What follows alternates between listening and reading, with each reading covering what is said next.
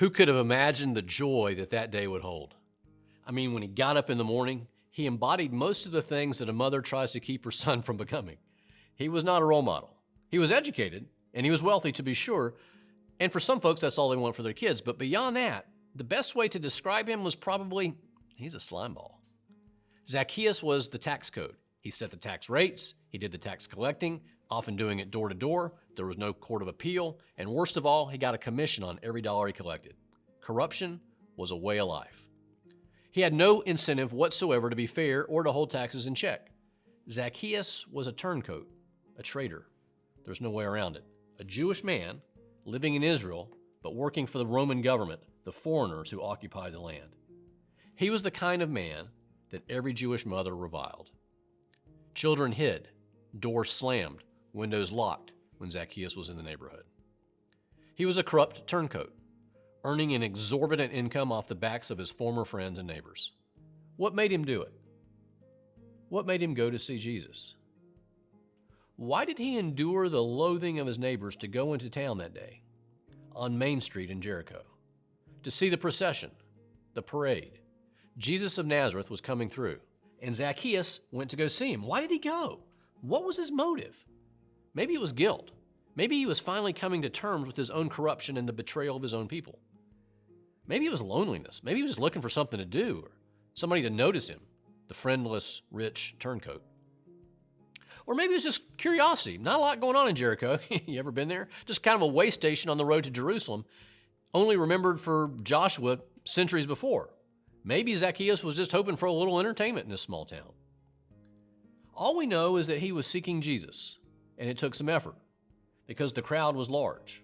And he was a small man. Don't hate on small men. He was a small man, so he avoided the crowd and he climbed into a tree on the roadside, just like kids on the store rooftops at the Christmas parade. Whatever he did worked. He was seeking Jesus, and evidently Jesus was seeking him.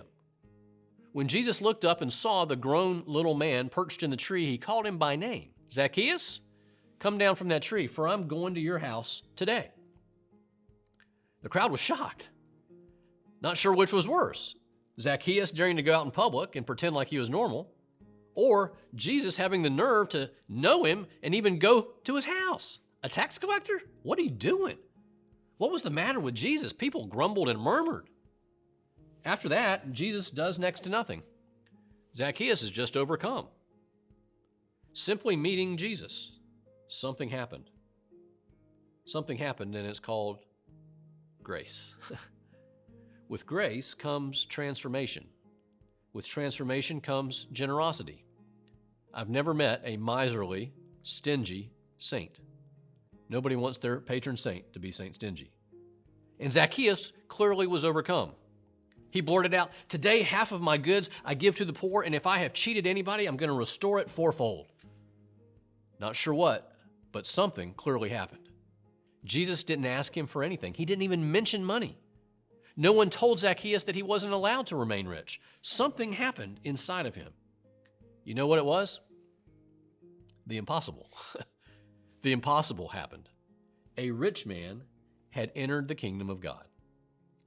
Unlike the rich ruler who came and went away sad, unable to separate himself from his possessions, a prisoner of his own accumulation, all these years, Zacchaeus had been devoting himself to acquiring, extorting, accumulating, hoarding, convinced that he had better get all that he could while the getting was good.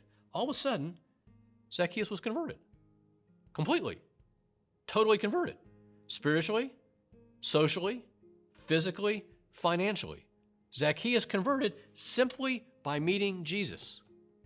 He converted so much that he far exceeded what the Bible expected of a man who had cheated people. He restored it fourfold, when the norm was 1 to 2 times. He far exceeded what the Bible taught about tithing. Instead of giving 10%, he gave 50%. Zacchaeus met Jesus, the Son of God, the source of life, the source of salvation, the source of every good and perfect gift. All these years, Zacchaeus had thought that he was the source of his wealth. Now he knew Jesus is the source. And Zacchaeus became a sprinkler. A sprinkler doesn't produce its own water. It merely distributes the water that comes its way. It distributes it liberally and generously, spreading blessings onto thirsty grass and dry plants. Zacchaeus finally understood he wasn't the source of the water. He finally noticed the needs of others. He finally noticed the kingdom of God all around him.